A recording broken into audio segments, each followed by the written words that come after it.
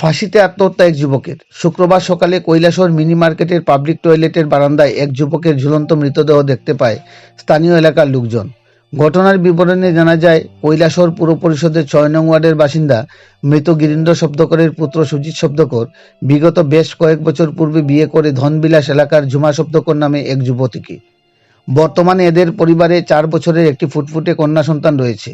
স্বামীর ফাঁসিতে মৃত্যুর পর স্ত্রী জুমা সংবাদ মাধ্যমের দ্বারস্থ হয়ে জানায়, ওর স্বামী সুজিত প্রায় সময় মদ্যপ অবস্থায় থাকত।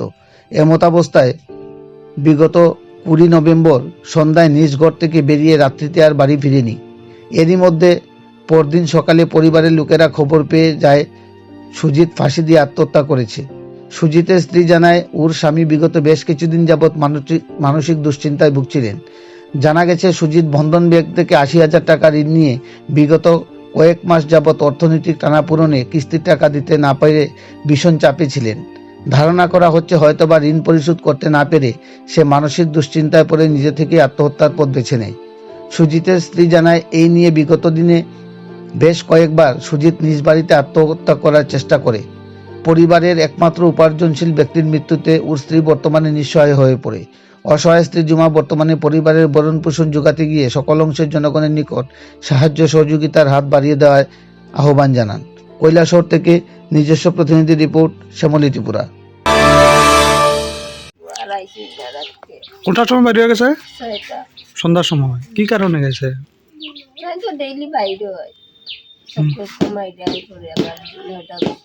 আচ্ছা, আর আইসে না। এরপরে সকালে একটু রাতে আমি ৩টা পর্যন্ত সোজা আসলাম। আমি থেকে ঘুম লাগেছে, বুঝতে পারি না। সেটা সময় উঠে আবার তো পাইছি যে লগে থাকে ঠান্ডা খাবার খুঁজতে পাইছি না।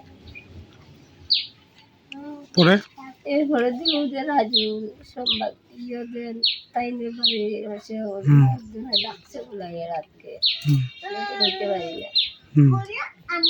তার বাড়ি গিয়া জানলাম বলে এটা উৎপাত করছে। এরপরে তালাক হয়েছে। কোনান উৎপাত করছে? মদ খাইয়া প্রায় সময় হয়তো নি। কি কাজ করতো তাই না? তাইনার নাম কি? আপনার হাজবেন্ডের? আপনার নাম কি? কয়জন ছেলে মেয়ে? আচ্ছা, তো এরপরে কি শুনছেন সকালে?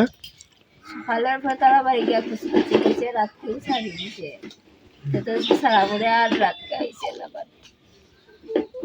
তো তাইনার মৃত্যুর খবরটা আপনারা রেখে দিছে? এখানে একজনে জানি করতাম, আমরা বাহিরে মোবাইলে ফোন করিয়া বলছি মাছ বাজার। কিটা মনে করতেছেন, এটা তাই নাকি আত্মহত্যা করছে পারিবারিক কোনো বিবাদের জেরে নাকি হত্যা, কি কইবেন? না, আজ কতদিন ধরে তার রসি লইয়া মরবো, এই না সেই না। কেন? কেন জিকানি হয়, কিচ্ছু কয় না, কয় না। এমনি ইয়ে আসেনি, মানে কোনো ঋণ টিন আসেনি? বন্ধন বন্ধন আছে। লোন আছে কত টাকা? ৮০,০০০ টাকা। তো তাই নাকি এই ঋণের চাপে চিন্তা করতেছেন কদিন ধরে?